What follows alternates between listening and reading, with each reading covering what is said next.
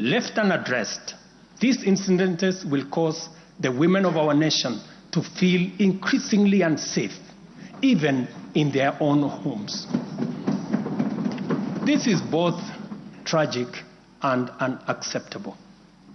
It also complicates, in disturbing ways, the struggle by Kenyan women for inclusion, for equality, for dignity, social justice, their rights, their protection, a section of our society that has been marginalized for a long time. I am aware that most of these cases of murder of women by men have been investigated and prosecuted. It is my hope that in due course, those found culpable will face the full force of the law. Members, it is time for each of us, political leaders, public officers, religious leaders, traditional institutions, and family members, to do our part in raising boys into morally upright men who will never need to affirm their masculinity at the expense of women. But instead, contribute to making our society just, safe, equal, and inclusive. I appreciate women leaders who have taken time to engage me and propose solutions to address this issue.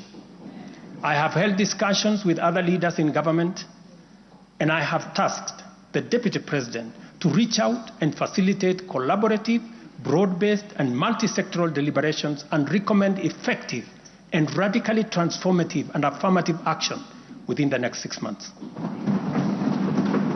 This Parliament will recall that early in my tenure, I engaged the leadership of both houses with recommendations on a working formula to actualize meaningful inclusion of women in national leadership. We must seriously question the drivers and the motives of resistance and reluctance to take the next step in actualizing the 2/3 gender rule. We must call out those who continue to sabotage this right of women to contribute to the governance of our nation. Women are not second-class citizens. They deserve equal representation at all levels.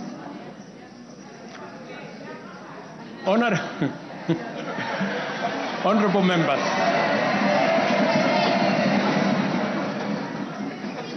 without a doubt, honorable members, without a doubt, every shilling of our national revenue matters and must be used to deliver maximum value to Kenyans.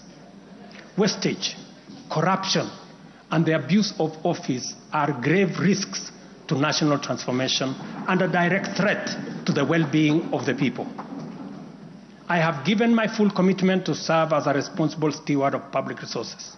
To begin with, I have championed the automation and digitization of government services and revenue collection to promote transparency, seal loopholes that lead to revenue losses, enhance accountability, and eliminate opportunities for corruption, therefore improving efficiency, transparency, and integrity. I am delighted to report to this House on the dramatic improvements we have recorded by automating and digitizing our revenue collection and service delivery through eCitizen.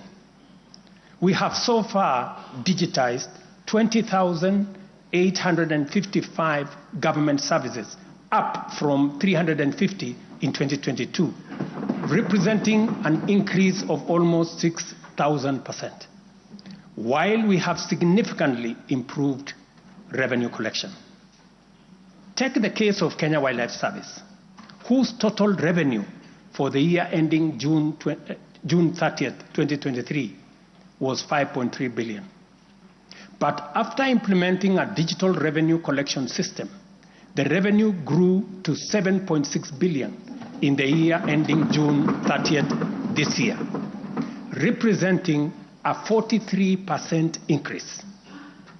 This initiative alone has firmly put KWS on the path to self-sufficiency, freeing the corporation from reliance on exchequer support.